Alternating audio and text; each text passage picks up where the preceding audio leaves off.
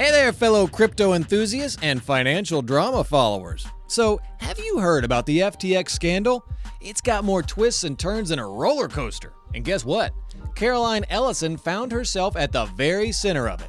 But who is she and why should we care? All right, babe. I'll be here explaining Bitcoin to people on Reddit. Before we jump into the Caroline Ellison FTX saga, hit that like, drop a comment, and subscribe. And don't forget, there's some cool stuff waiting for you in the description. Ready for the tea? Let's dive in. When things go south in the crypto north. Last December, Caroline Ellison, previously the head honcho of Alameda Research, which is kind of BFFs with FTX, had a date with the law. She confessed to 7 charges against her in New York, reported by our reliable friends at the Wall Street Journal, and brace yourself, she admitted to knowingly directing a truckload, well, billions, of funds from innocent FTX users straight to Alameda Research. Naughty, naughty. 300 million in crypto is buried out here somewhere. Now, during this spicy court episode, Ellison dropped another bomb. She played a part in camouflaging the real ties between her trading firm and FTX. You know, the now penniless crypto exchange created by crypto kingpin Sam Bankman-Fried. To create a pseudocurrency like the Bitcoin or the... As of my last tea spill, Sammy hasn't revealed his cards yet on his charges via Reuters. So, the million-dollar question, who the heck is Ellison and how did she get into this crypto soap opera? From college nights to CEO lights. Caroline, born to big-brained folks from MIT, has had quite the intriguing life, much of it dished out on a Tumblr blog that might have been her Business Insider scoop. Scoop alert! Scoop alert! She supposedly shared her 2 cents on everything, from love triangles to world politics. Caroline, the math whiz, waved her Stanford grad cap, bumped into Bankman-Fried at Jane Street, some high-flying Wall Street gig, and soon skyrocketed to the top spot at Alameda. Broad is how she described her CEO gig. And get this, in 2022, Forbes gave her and her buddy, Sam Trabucco, a shout out in their 30 under 30 list. But post-FTX mess, poof, her online trace vanished faster than my diet resolutions. FTX's relationship drama, more complex than a TV series. The TV series, which was also called Fame. Word on the CoinDesk street is that the top dogs of FTX, based in the sunny Bahamas, had some, well, intricate personal ties.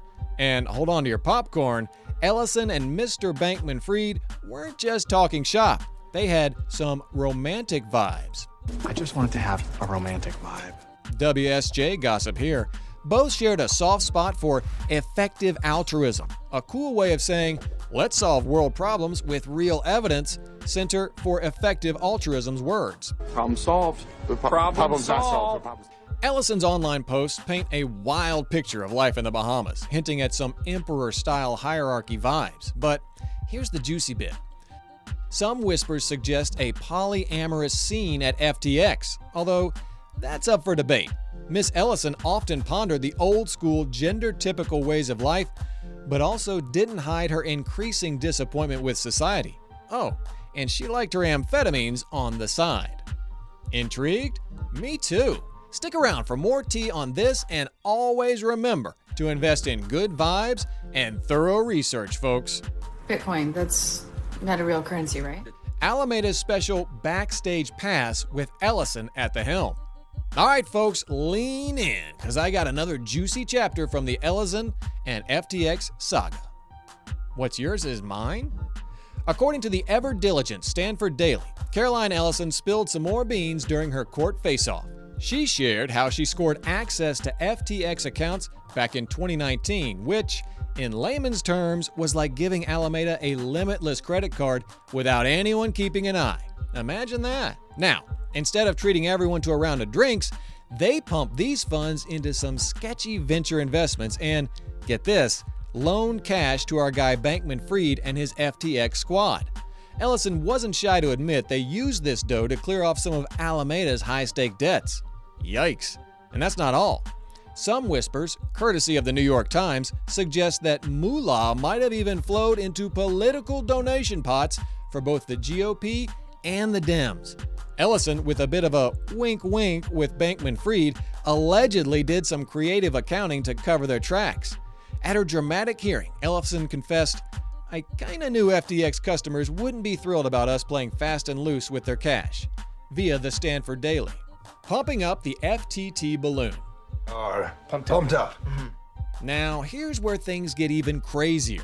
The SEC pointed fingers at Ellison for snapping up a bunch of FTT, that's FTX's very own crypto coin, in the wild, wild market.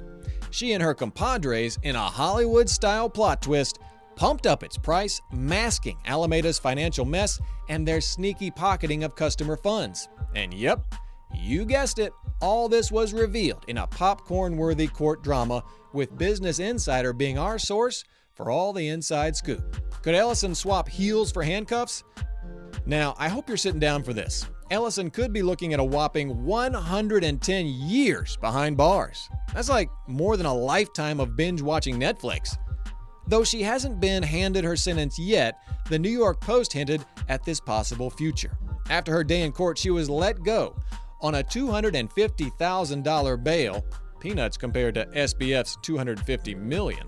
And speaking of SBF, guess where he's been chilling? With mommy and daddy in Palo Alto, while sporting a fancy ankle bracelet. But Ellison might dodge this bullet. Thanks to her "I'll spill everything" approach, she might just walk away with a slap on the wrist, or, in legalese, probation. Moira Pinza, an ex-Fed prosecutor, shared with the Post that Ellison's testimony might be her get-out-of-jail-free card. But she might still need to open her purse strings for some hefty financial damages. So, what's next for our crypto drama queen? Ellison's journey with the legal system isn't done, and trust me, I'll be here to share every juicy bit. Stay tuned. Caroline Ellison wrapping up her testimony in the Sam Bankman-Fried trial. Alexis Keenan joins us now from outside the courthouse. Alexis. Yeah, things just wrapping up here for today. And it was a big conclusion of the testimony and cross-examination of Caroline Ellison, who was Alameda Research's CEO in its final approximately year of the company's existence. Now, I'm going to do for you what I think the jurors are going to have to do in their minds to try to piece together this very complicated story. And that is to figure out what punches did the